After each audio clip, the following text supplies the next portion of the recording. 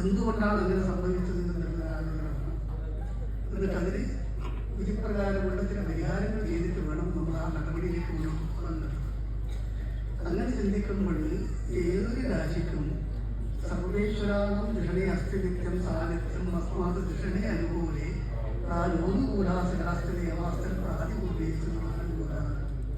യാഗം അനുകൂലമായ രാശികളിൽ വന്നതാണ് എങ്കിൽ അവിടെ ദൈവാധീനം ഉണ്ടെന്ന് പറയുന്നത്. അപ്പം ഇന്ന് നമുക്ക് ഉദിച്ച രാശിക്ക് അവിടെ ഒരു ഗുളികൻ തുകയുണ്ട്.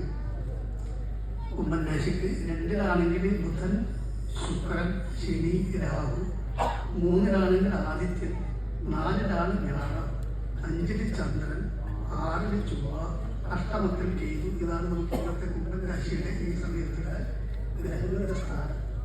അപ്പോൾ അത് പ്രകാരം 4-ാമത്തെ രാശിയിലാണ് വ്യാഴം നിൽക്കുന്നത്. വ്യാഴം എന്നുള്ളതാണ് ദൈവാധീനത്തിന്റെ അനുകൂലമായ അല്ലെങ്കിൽ വിപരീതമായ വെച്ചത്. ആ സ്വർണത്തിന്റെ അവസ്ഥ ഓഹരികളുടെ മധ്യഭാഗത്ത്, അതിന് മേലെ വന്നില്ല, ഏറ്റവും വലിയൊരു ഇല്ല, അതിന്റെ മധ്യഭാഗത്ത് അത് മലർന്നിട്ടാണ് ആ സ്വർണത്തിന്റെ അവസ്ഥ. ആ സ്വർണത്തിന് അതിന് ഉത്തമമെന്നും അധൂമകമെന്നും 2 ഭാഗങ്ങളുണ്ട്. ഇതിൽ ചില ലക്ഷണങ്ങളൊക്കെ ഉണ്ട് അതിന്റെ ചിഹ്നം. അപ്പം അത് മലർന്നിട്ടാണ് വന്നത്. പക്ഷെ വളർന്നു വന്നാലും അതിൻ്റെ ഒരു പ്ലവം എന്ന് പറയുന്നത് ചെരിവ്. ആ ചെരിവ് നമുക്ക് ഈ വായുഭാഗത്തേക്കാണ് ശരിക്കും. അതായത് കിഴക്ക്, തെക്ക്, പടിഞ്ഞാറ്, അതുപോലെ തന്നെ വടക്ക് എന്ന് പറഞ്ഞ ദിക്കും, അതുപോലെ അഗ്നി, നിർത്തി, വായു, ഈശാന എന്ന് പറഞ്ഞ വിധിക്കായിട്ടുള്ള ഭാഗങ്ങളുണ്ട്. ആ 8 ഭാഗങ്ങളിൽ നമുക്ക് ഈ ധനഭാഗത്തേക്ക് ഇതിൻ്റെ ചെരിവ് വന്നു എന്നുള്ളതാണ് ഇതിൻ്റെ അവസ്ഥ.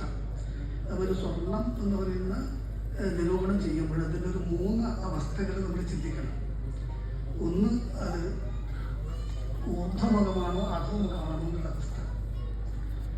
മറ്റൊരുള്ളത് 3-ലോ 6-ലോ 8-ലോ 12-ലോ ആണ് വ്യാഴം എങ്കിൽ നമുക്കത് ദൈവാധീനം അനുകൂലമല്ലാതെ വരും. ഇതിപ്പോൾ രാശിയാണ്.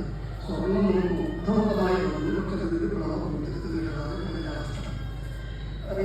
ഭാഗത്ത് ചിന്തിക്കുമ്പോഴാണ് മറ്റൊരു ഭാഗത്ത് ഇത് നമുക്കൊരു ദൈവാധീനം നടത്തുന്ന കലയോത്സവത്തെ സംബന്ധിച്ചിടത്തോളമുള്ള ദൈവാനുഗ്രഹമുണ്ട്. ദൈവാനുകൂല്യം പ്രതികൂലത വിചാരിച്ച സത്യം പ്രതികൂല